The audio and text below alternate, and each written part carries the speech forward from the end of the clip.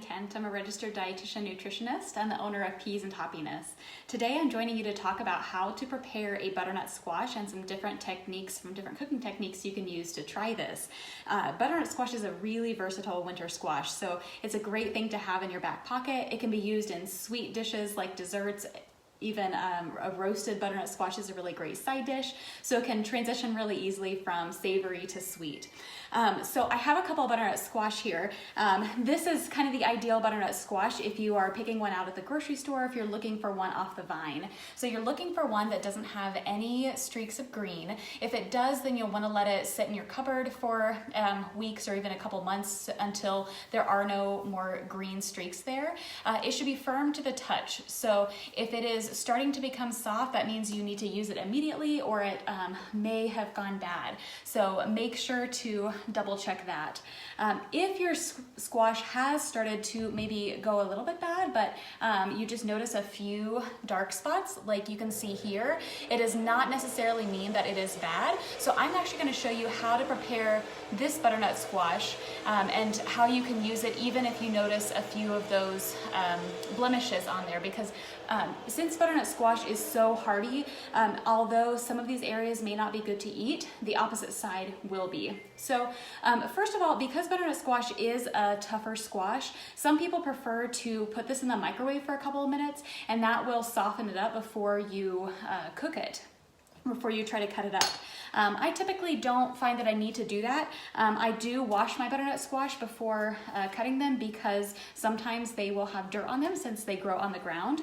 But the first thing I do is I peel it. So I use just a regular vegetable peeler, and then I like to set the butternut squash down. I think it makes it easier, and I peel away from my body. So what we're trying to do is peel all of the squash, all of the peel off. It does start to turn a little bit green right underneath the peel, so you want to keep peeling until it's completely orange. Once you've reached the orange, that means you are good to go. So for right now, I'm ignoring all these little blemishes. They're not really a problem. I will get to those when I use my chef's knife and when I actually start cutting it up. So butternut squash can be in different shapes, and that's really normal. Some of them will have a little bit larger bell, some of them will be a little bit longer and thinner, but they all taste about the same. So don't worry about the shape when you're picking out your butternut squash. Just worry about how dense it is, how soft or squishy it is. It should not be squishy at all. It should be very, very firm to the touch. So I'm just finishing peeling all this. So butternut squash is full of vitamin A. It's full of beta carotenes and lutein, which are the antioxidants, the phytochemicals found in that orange flesh. So beta carotene is a precursor to vitamin A. So if you eat a serving of butternut squash, you certainly do not need to worry about taking a supplement with vitamin A, because you have your entire day's worth in even less than a serving of butternut squash. It is very, very nutrient dense. It's also just a little bit lower in carbohydrates than something like sweet potatoes. So butternut squash can be a really good alternative to sweet potatoes if you're looking for something with just a little bit more bang for the buck nutrition-wise.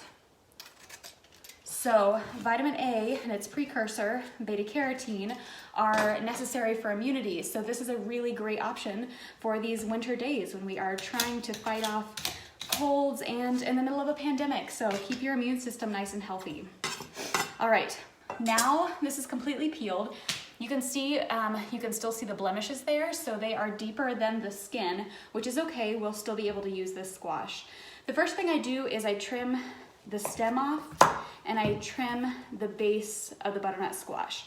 I did go ahead and sharpen my knife before I started to cut this, because since this is so dense, you want to make sure you're using a really sharp knife. Okay, I'm going to go ahead and just slice off those blemishes where I see them. If they're hard to get to, I'm going to just go ahead and finish preparing this.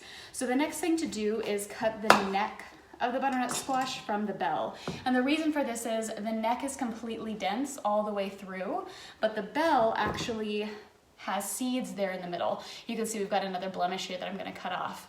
So So I'm gonna set aside the neck, and the next thing I do is I cut this bell in half. And now I'm just gonna scoop out those seeds. So, this was starting to mold. So these seeds are not gonna be good to eat. You can see that there's a little bit of black here. Again, not a problem because we're gonna cut all of that away and it won't be able to spread to other parts of the squash because it is so dense.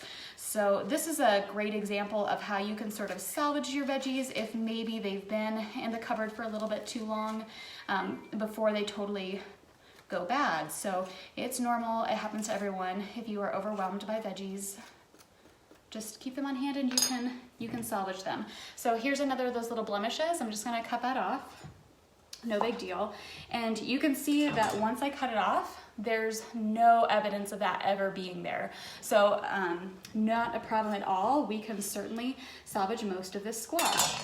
So once I've scooped out all those seeds using a spoon, and you do have to use a little muscle. This is a little bit different than something like cantaloupe, which is really, really soft. This is more like a pumpkin where you actually need to use a little force.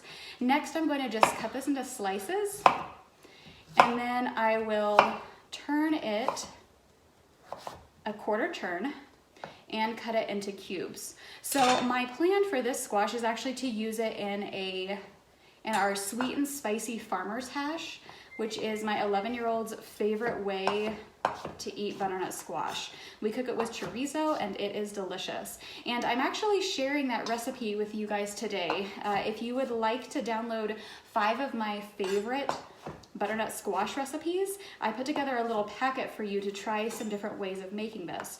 So that's a really good example of a savory way to prepare this butternut squash.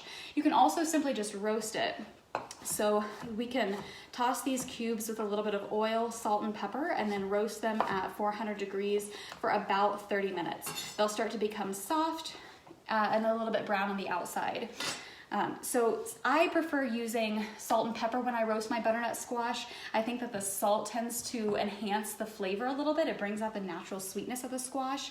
I have tried using sugar when making butternut squash, and to be honest, I think the sugar sort of covers up the natural sweetness, and so it actually you need more sugar than if you would just use the salt because it really allows the butternut squash to shine. Okay, so here's another of our blemishes. It looks pretty bad, but this is a great example of because that squash is really dense, everything here is fine. It's just this little part. So I'm just gonna cut that out and we're gonna use the rest of this squash, no problem. Don't want anything to go to waste. Waste not, want not. So butternut squash is very, very similar to pumpkin, and so you can actually use it like a dessert. And in fact, if you're trying to make homemade pumpkin pie, making homemade butternut squash pie is actually preferable. With that, you can use roasted butternut squash if you have any leftover. You could also steam the butternut squash cubes and then puree them and use them just like you would canned pumpkin in any of the recipes. But now that I've finished these cubes, I'll simply go ahead and finish the second half of the squash. I actually don't plan to use this today. So another really nice thing about butternut squash is that you can prep it ahead of time and then store it in the refrigerator for up to several days. About 3 days is probably the ideal, and then use it in the future. So if you are needing to, not having a lot of time in the future to cook, but need something quick, this would be a good thing to prep ahead of time and then cook fresh. Thank you for putting up with the construction we have going on and my dishwasher beeping at me. So I appreciate you all, and I will see you next week. Take care.